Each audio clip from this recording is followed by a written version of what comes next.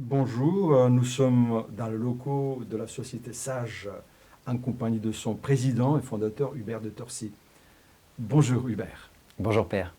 Votre société a pour ambition de proposer au public francophone des films basés sur la foi.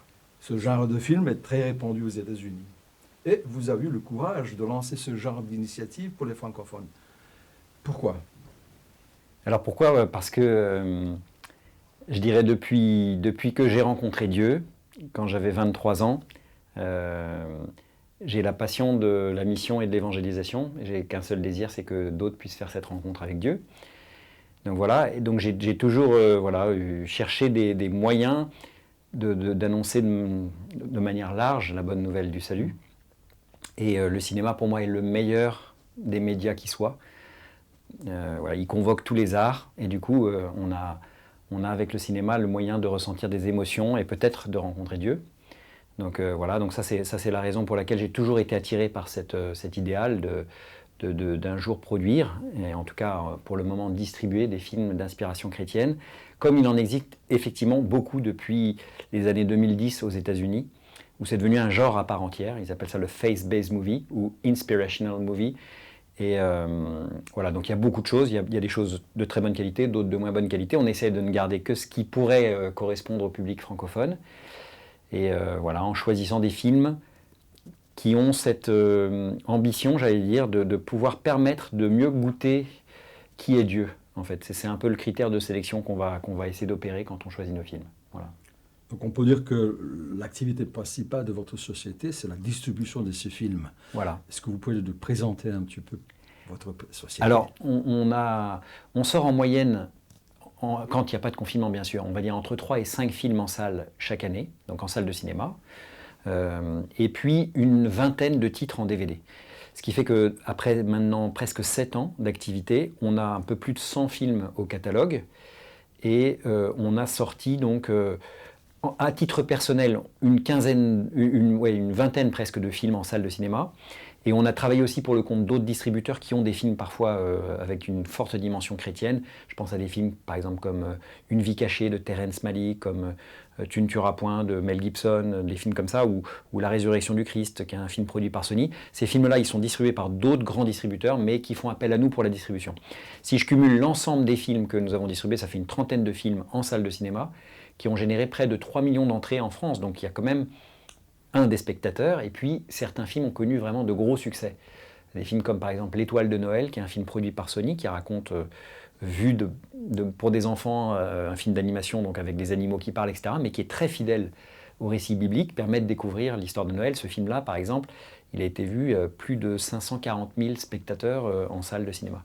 Donc voilà, ça fait maintenant 7 ans qu'on fait ça, et on a fait, entre guillemets, sortir de l'oubli complet ou du néant ce genre qui n'existait pas vraiment en France jusqu'à présent et qui maintenant est reconnu comme un cinéma de niche. Et aujourd'hui, les salles de cinéma, assez volontiers, ouvrent leurs portes pour accueillir nos films. Là, on a sorti, au moment de la réouverture des salles de cinéma, on a sorti le film Faustine, apôtre de la miséricorde divine, qui est un film polonais qui raconte l'histoire de Sainte Faustine Kowalska. Bon, c'est une sainte catholique du début du XXe siècle, qui a été une sorte d'apôtre de la miséricorde divine. Et on a pu le sortir dans 200 salles de cinéma à la réouverture. Alors on leur a dit on ne vous prend que 3 séances, donc on n'était pas en plein programme, mais on a presque bientôt 20 000 entrées sur ce film-là. Voilà, ça c'est ce que nous avons l'habitude de faire. Que proposez-vous d'autre? Une fois que les films sont sortis en salle de cinéma, on les sort en DVD. Et donc ça, on vend beaucoup de DVD, hein. On a une centaine de titres en DVD. Et on les vend aussi maintenant, avec le confinement, ça s'est beaucoup développé, en VOD, ce qu'on appelle la vidéo à la demande. On a notre propre plateforme qui rassemble tous nos titres, plus un certain nombre de films qu'on a pu récupérer auprès d'autres distributeurs, qui s'appelle lefilmchrétien.fr. C'est une sorte de Netflix chrétien, dans lequel on peut trouver plus de 150 titres. Il y a plus de 50 heures de films d'animation pour les enfants. Il y a des films pour tous les goûts, il y a des vies de saints, il y a des films plus d'apologétique, comme des films comme Jésus l'enquête, Dieu n'est pas mort, Interview avec Dieu, qui sont des films qui permettent vraiment de mettre en lien la foi et la raison. Des films historiques comme Christéros, enfin voilà, toutes sortes de films qui laissent passer ce message de la foi. Bon, lancer premier Netflix chrétien, c'est un acte courageux, c'est un acte de foi. Qu'est-ce qui vous a conduit à cela? Quel est le retour? Alors, ce qui nous a conduit à cela, c'est que euh, d'abord, en fait, qu'on commence à avoir tellement de titres que c'est compliqué pour les gens d'acheter tous les DVD et compagnie. Donc ça, c'est la première chose. La deuxième chose, c'est qu'on voit que c'est un mode de consommation que les gens voilà, trouvent simple. En fait, ils s'abonnent et puis au moins ils ont accès à tout un catalogue. Et donc les gens préfèrent ça plutôt que d'acheter à l'acte ou de louer à l'acte. Donc on s'est dit que maintenant on commençait à avoir un catalogue suffisamment conséquent.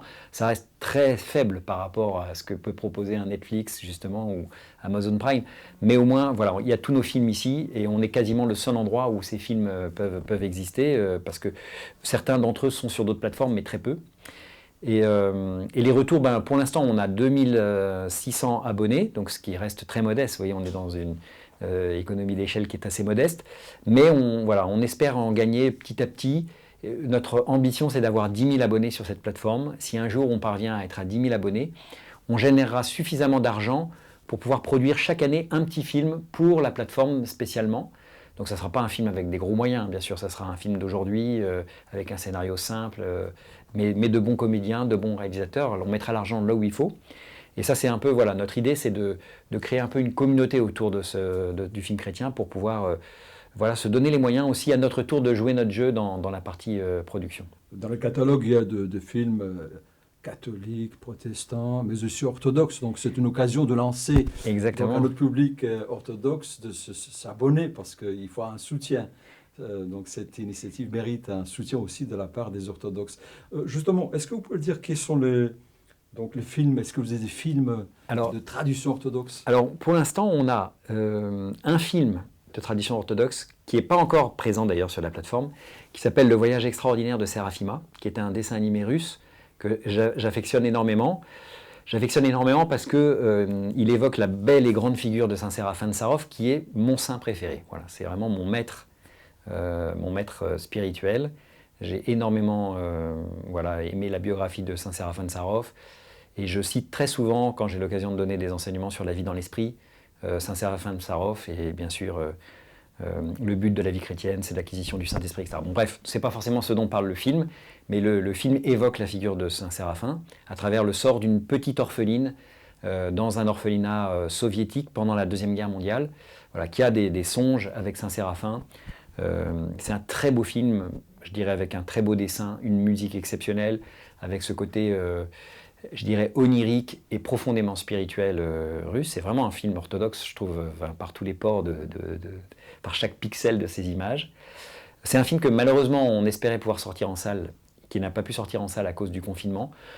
Mais maintenant que les salles sont ouvertes, j'en profite pour dire que si certains veulent organiser des séances dans les cinémas avec ce film-là, le film il existe en DCP, c'est le format dont les salles ont besoin pour faire la projection. Il y a tout pour le sortir en salle, c'est extrêmement simple, il suffit de nous contacter et de dire nous, notre église, notre paroisse, notre école, on aimerait pouvoir faire une sortie avec nos familles pour voir ce film. Et nous, on organise les choses avec le cinéma. C'est très facile de le faire. Donc, en attendant que le film sorte, il sortira en DVD et VOD au mois d'octobre. Mais si vous voulez organiser quelque chose d'exceptionnel, d'un peu unique, parce que le film n'existe pas par ailleurs, c'est vraiment très simple. Il suffit de nous contacter pour le faire. Donc ça, c'est notre premier film orthodoxe. On en a un deuxième qu'on va probablement acheter. On va bientôt se rendre à Cannes au marché du film. On va rencontrer nos amis de Pureflix là-bas. Et ils distribuent ce film à l'international qui s'appelle Man of God, qui raconte donc la vie de Saint Nectaire d'Égine, un évêque orthodoxe grec qui a vécu finalement au XXe siècle, donc au début du XXe siècle, qui a une vie mystique magnifique, qui était visiblement thaumaturge aussi, qui accomplissait des miracles de son vivant. C'est un film qui m'a fait beaucoup penser à un autre film orthodoxe que j'affectionne particulièrement.